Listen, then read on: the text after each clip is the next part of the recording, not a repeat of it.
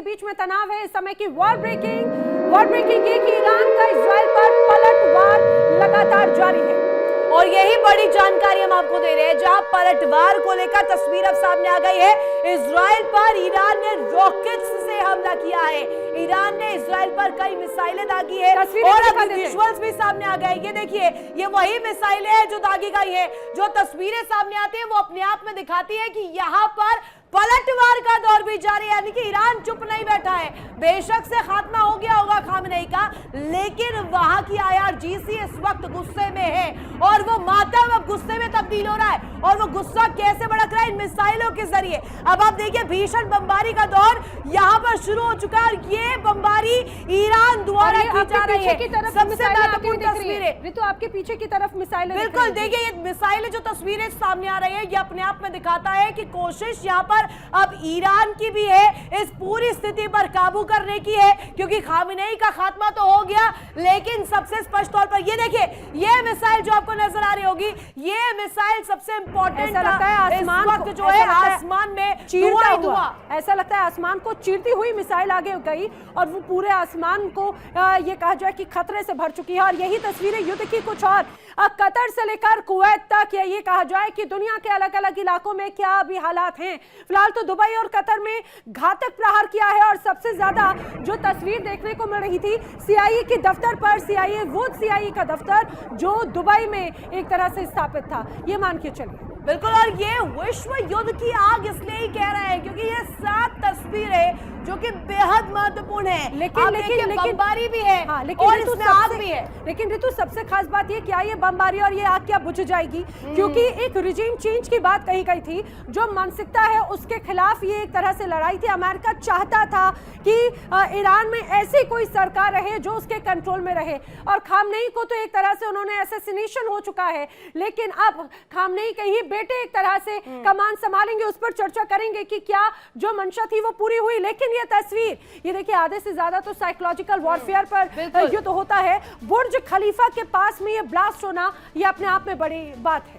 और ये जो गोल घेरा नजर आ रहा है, ये गोल घेरा और ये एरो का निशान जो हम दिखा रहे हैं, ये दिखा रहा है ये वही मिसाइलें देखिए सीधे आती है और बुर्ज खलीफा के एकदम बेहद नजदीक जाकर ये कहीं ना कहीं टकराने ही वाला था। लेकिन ये आप कतर की तस्वीर देखिए, कतर में ये मस्जिद आपको नजर आ रही होगी, उसके पास ये धुआं ही धुआं आपको दिखाई दे रहा है, यानी कि भीषण बमबारी यहाँ पर भी की गई है। यहाँ पे पीछे सायरन भी चल रहा है, ये सायरन की आवाज सुनिए जरा पहले। ये सायरन, दरअसल ये सायरन हमले की घंटी है, लोगों को चेताने के लिए कि आसमान से शोले भड़क रहे हैं, आसमान से ड्रोन और मिसाइलें गरज रही हैं, इसीलिए लोग सेफ हाउस में चले जाएं। ये सायरन एक तरह से। इसी बीच एक और बड़ी खबर ये सामने आ रही है कि जिस जगह पर जिस समय आयतुल्लाह अली खामनेई को टारगेट किया, वो बहुत सीक्रेट मीटिंग कर रहे थे। इस समय की बड़ी खबर, बिल्कुल मीटिंग के दौरान ही इजराइल ने अटैक कर दिया था और ये तस्वीर अली शमखानी पाकपुर की मीटिंग के दौरान हमला हुआ था।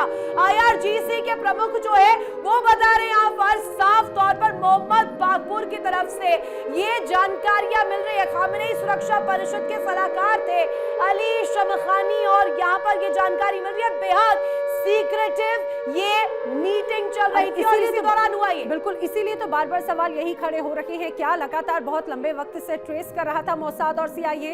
यही बात जो हमारे साथ में डिफेंस एक्सपर्ट है वो भी इसी बात की तरफ इशारा कर रहे थे कि एक तरफ ये कहा जाए कि लंबे वक्त से ट्रेस किया जा रहा था और सही मौके का इंतजार किया जा रहा था। कर्नल हिमांशी, सही मौके का इंतजार किया जा रहा था खासतौर से मोसाद या सीआईए की तरफ से इस ऑपरेशन को अंजाम देने के लिए, और वही टारगेट मिल गया। तो ये कहा जाए कि 3 लोगों की जान चली गई। ये वही अली शमखानी है, हमें भूलना नहीं चाहिए। जब इजराइल ने 2025 में इन पर हमला किया और इजराइल ने तो ये भी बड़ा दावा कर दिया था कि उनकी मौत हो चुकी है। ये बात अलग है, 1 महीने बाद अली शमखानी दुनिया के सामने थे।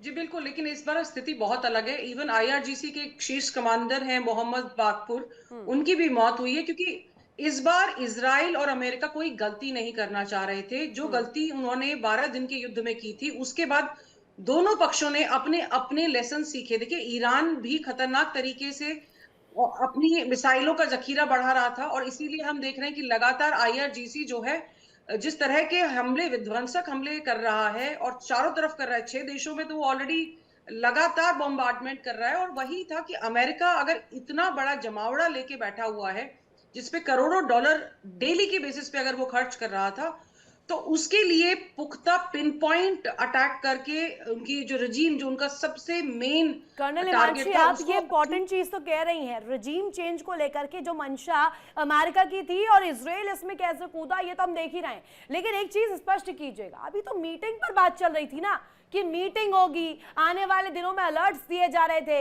कि खामेनेई आ जाए, एक टेबल पर बात कर ले और बात करके मसला सुलझा ले। लेकिन ये क्या हो गया मीटिंग से पहले ही, और ये मीटिंग हो भी कहाँ रही थी, ईरान में सीक्रेटिव तौर पर ये अंदर खाने मीटिंग कर रहे थे। एक मीटिंग अमेरिका के साथ भी कहा जा रहा था कि इस पर भी कहीं ना कहीं संशय बना हुआ है, मीटिंग होगी नहीं होगी, इस पर बात करते करते सीधे अटैक कर दिया। देखिए, सरप्राइज और डिसेप्शन वॉर का बहुत महत्वपूर्ण हिस्सा होता है। आप कभी भी अपनी मंशा जाहिर नहीं करते हैं, क्योंकि you have to hit hard. अगर आपको वॉर जीतना है तो you have to hit hard. आपको अपने सारे रिसोर्सेस को एक्यूमुलेट करके और आपको उस समय हमला करना है जबकि आपका शत्रु सबसे कमजोर हो। लेकिन या लेकिन आपको हिमांशु पता जी, हो कि इसी बात को लेकर, क्योंकि क्या ये सरप्राइज अटैक है? क्योंकि हालात बहुत पहले से इस तरह के बनाए जा रहे थे, जब मीटिंगों की बात हो रही थी, दबाव लगातार बनाया जा रहा था। क्या ये सरप्राइज अटैक है? बस एक लाइन में जवाब, फिर दोबारा लौट रही हूँ। जी बिल्कुल सरप्राइज अटैक था, क्योंकि अभी तक देखिए वो जो इजराइल है वो अपनी तरफ से कह रहा है हमने प्रीएम्प्टिव किया है, लेकिन अमेरिका कोशिश कर रहा था दिखावे के लिए पूरे विश्व को, क्योंकि उसको अपने इंटरनल जो अंदर जो लोग हैं उनको भी एक दिखाना है कि we are democratically trying to resolve the issue. हम डिप्लोमेटिक चैनल्स ओपन रखे हुए हैं, क्योंकि उनको जवाब तो देना ही पड़ेगा आज नहीं तो कल। लेकिन कर्नल हिमांशु, ये तो अमेरिका के हाथी के दांत हैं, खाने के कुछ और दिखाने के कुछ और। ये बात बखूबी वहां की जनता भी जानती है। यही वजह है कि बार बार एक तरफ बात की जाती है टेबल पर आकर, दूसरी तरफ बंदूक की नोक पे, बंदूक की बट पे क्या कोई बातचीत करने की बात है? आप चर्चा जारी रखें। लेकिन इस बीच ऋतु, एक और बड़ी खबर आई है, IRGC का बहुत बड़ा दावा। आखिर क्या है, बताते हैं। बिल्कुल, और IRGC का ये बहुत बड़ा दावा ये है कि कुवैत में यूएस बेस पर हमला किया गया। ये अपने आप में स्पष्ट दिखाता है, बहुत कुछ बयां करता है। गोला बारूद को तबाह किया गया।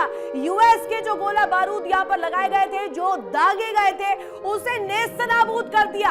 अब समझिएगा, कुवैत में यूएस बेस पर अटैक जो ईरान द्वारा किया गया, उसे सीधे तौर पर नेस्तनाबूद किया गया। ये तस्वीरें देखिए, ये काला धुआं आपको नजर आ रहा होगा। ये देखिए, आसमान में धुएं का गुबार उठता हुआ नजर आ रहा है, और ये साफ तौर पर कहा जा रहा है कि ये IRGC का ही दावा है कि कुवैत में यूएस बेस पर जो हमला किया गया, उसको लेकर तस्वीर सामने आ रही है। अपने आप में दिखाता है, स्पष्ट करता है कि ये देखिए, रात का अंधेरा और उस दौरान किस तरीके की तस्वीर वहां पर, इसमें जो माहौल है विध्वंसक रूप लेता हुआ क्यों नजर आ रहा है, ये तस्वीरें उसकी बानगी दे रहा है। अब आप देखिए, ये धुआं देखिए किस तरीके से इस वक्त नजर आ रहा है। इस फिजा में ये धुआं क्या बता रहा है कि आने वाले दिनों में क्या ये तस्वीर, ये युद्ध जो है, ये जंग जो है, ये संघर्ष जो है, आगे कहा जाने वाला। ये देखिए, यहां से सीधे ऊपर तक आपको आसमान तक नजर आ रहा होगा ये धुआं, और साफ तौर पर यह कहा गया है कि बारूद के जरिए यूएस ने जो है गोला बारूद जो है तबाह कर दिया। IRGC की तरफ से बड़ा दावा किया गया, क्योंकि IRGC ये लगातार कोशिश कर रहा था जो बेसिस है अमेरिका के बेसिस को तबाह किया जाए, अमेरिका के जहां जहां पर सैन्य ठिकाने हैं उन्हें खत्म किया जाए। और इसी को लेकर तस्वीर सामने आ रही है। हिमांशु जी हमारे साथ लगातार कनेक्ट है, हिमांशु जी से इस पर एक रिएक्शन चाहिए। हिमांशु जी, ये जो हम तस्वीर देखते हैं, गोला बारूद को तबाह करने का सिलसिला, ये गोला बारूद दागने का सिलसिला, और जो सैन्य ठिकाने हैं अमेरिका के, वहां पर साफ तौर पर ईरान कोशिश कर रहा है कि उन्हें हाईजैक किया जाए, क्योंकि वही तो प्रॉक्सी तौर पर लड़ रहे थे और अभी भी सहयोग कर रहे हैं कहीं ना कहीं। जी बिल्कुल, युद्ध में अगर आप शत्रु की मिलिट्री पावर को एलिमिनेट नहीं करेंगे तो वहां से आप पर दोबारा हमला हो सकता है, और इसीलिए ये सारे जो भी हैं अपने एयर स्पेसेस को बंद कर रहे हैं, ताकि अगर कोई भी शत्रु का विमान आता है या उसकी तरफ से मिसाइल आती है, ड्रोन आता है, तो एक्चुअली उसको पिन पॉइंट कर पाए। दूसरा, कुवैत ने अपने जो भी ऑयल के रिफाइनरीज थे वो सारे बंद कर दिए हैं इस समय, क्योंकि उनकी जितनी भी हवाई पट्टियां थी उन पे सब पे हमला ईरान की तरफ से किया गया है।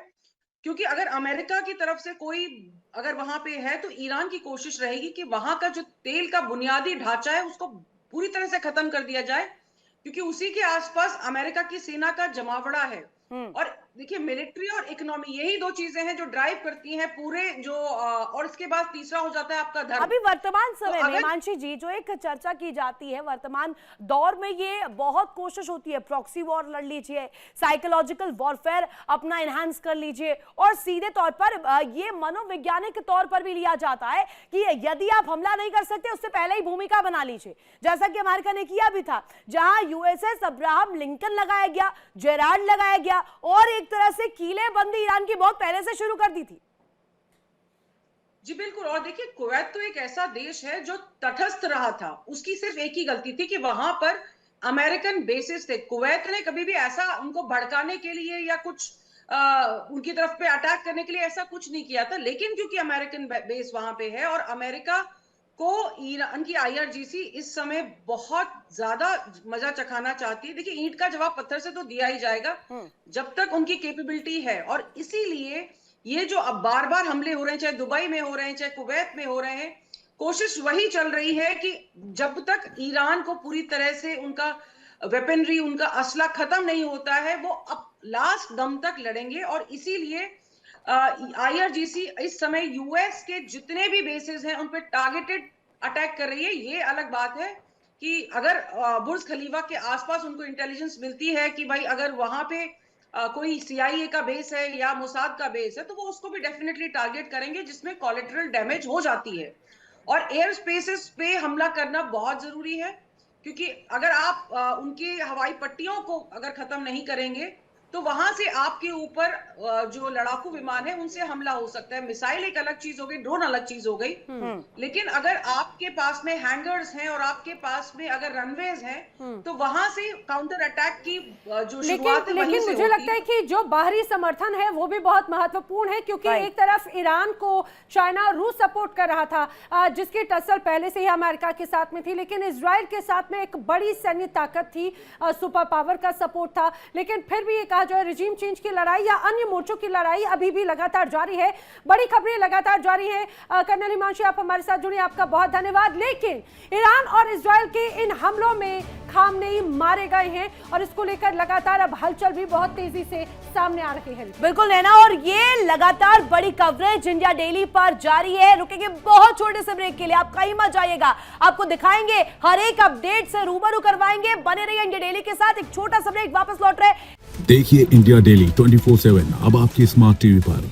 इंडिया डेली मौजूद है सभी डिजिटल प्लेटफॉर्म पर लाइव और लगातार। इंडिया डेली 24/7 हर दिन राष्ट्र को समर्पित।